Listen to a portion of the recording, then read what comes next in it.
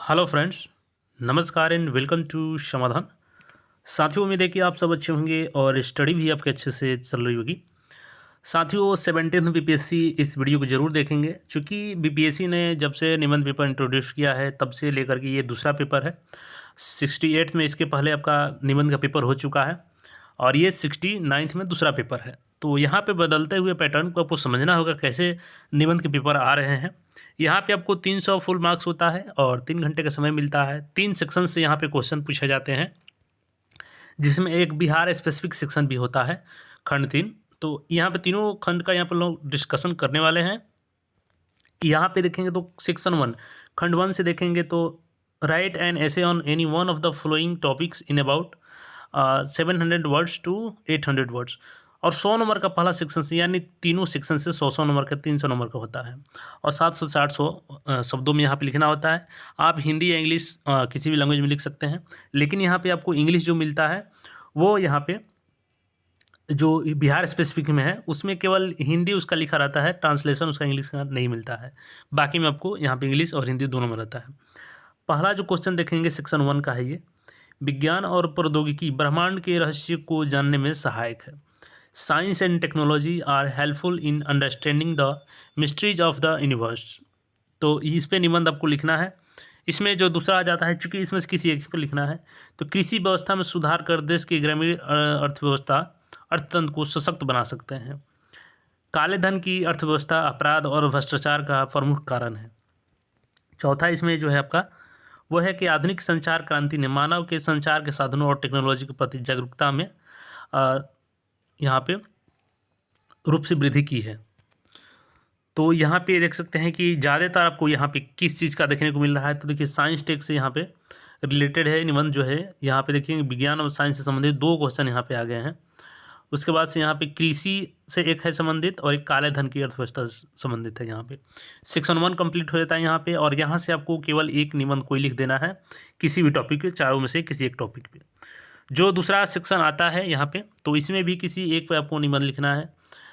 इसमें आपको देख सकते हैं सेक्शन 2 में आपको यहाँ पे भी 4 ऑप्शन मिल जाते हैं, 4 में से किसी एक को लिखना है और यहाँ पे 700 से 800 वर्डों में लिखना है।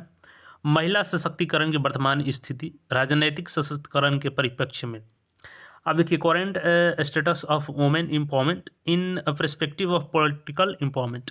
अभी देखेंगे आप लोग, हाल ही में जो नारी शक्ति वंदन अधिनियम जो पारित किया गया था लोकसभा में, संसद में पेश किया गया उसको और पारित भी कर दिया गया तो बहुमत से। यहाँ पे देखेंगे तो महिला सशक्तिकरण की वर्तमान स्थिति क्या है, और इस पर आपको निबंध लिखना है। राजनीतिक सशक्तिकरण के परिप्रेक्ष्य में राजनीतिक सशक्तिकरण, पॉलिटिकल एम्पावरमेंट कितना हुआ है। जैसे अभी सीट को रिजर्व किया गया संसद में, हालांकि अभी वो जो रिजर्व किया गया है वो अभी के वर्तमान के इलेक्शन में इम्प्लीमेंट नहीं हो पाएगा, क्योंकि जो नई परिसीमन लागू होगी 2026 के बाद, तो वो फिर अगला आपका जो इलेक्शन आएगा 2029 में, उस समय लागू हो पाएगा। तो ये इसी के आधार पे आपको यहाँ पे महिला सशक्तिकरण का लिखना था। अगला इसमें जो 6 नंबर में है कि आध्यात्मिक उन्नति तथा शारीरिक एवं मानसिक विकास के लिए योग की आवश्यकता और महत्व। जैसे कि देखेंगे भारत योग गुरु के रूप में विश्व में सभी जगह योग को पहुँचाया, और कैसे योग जो है वो रोगनाशक होता है और यहाँ पे मानव जीवन में उसका एक महत्वपूर्ण स्थान है। ये इसी आध्यात्मिक उन्नति के लिए जो शारीरिक और मानसिक विकास के लिए योग की आवश्यकता है, इस पर आपको निबंध लिखना है। अगला इसमें जो आ जाता है कि नई शिक्षा नीति के फ़ायदे और नुकसान, जैसे कि advantage and disadvantage of the new education policy 2023। तो यहाँ पे 36 सालों के बाद जो न्यू एजुकेशन पॉलिसी लाई गई, तो उसके क्या फ़ायदे हैं, उसके क्या नुकसान है, मतलब जो उसका एडवांटेज और डिसएडवांटेज है।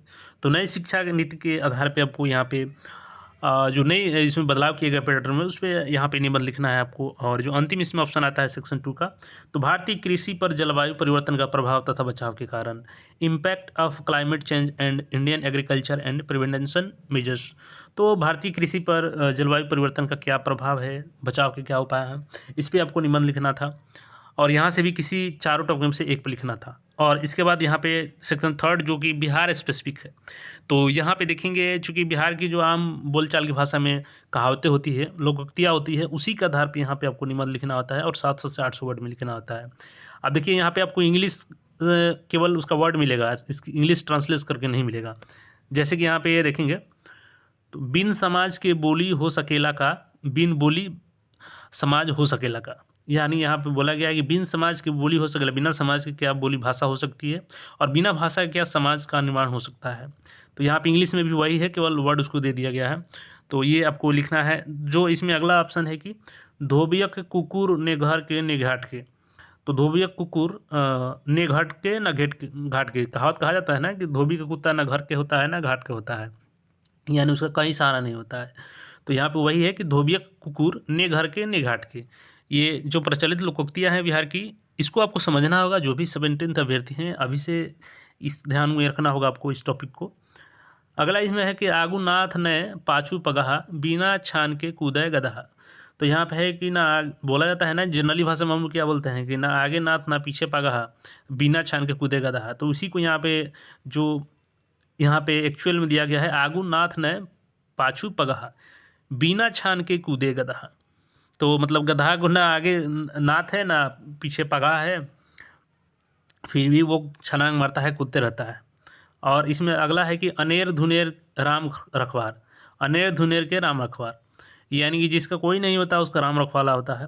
तो अनेर धुनेर के राम रखवाल। तो इसी टॉपिक पे ये आपको चारों में से किसी एक पे लिख देना है, यानी सभी सेक्शन से एक एक लिखना है, 4 4 ऑप्शन मिल जाते हैं। तो ये प्रैक्टिस से ही आता है कि निबंध एक ऐसा टॉपिक है कि इसका कोई सिलेबस नहीं होता है। आप जितना इसमें लिखेंगे, जितना निखार आएगा आपका, उतना ही निखार करके आपका लिखावट इसमें सामने आएगा।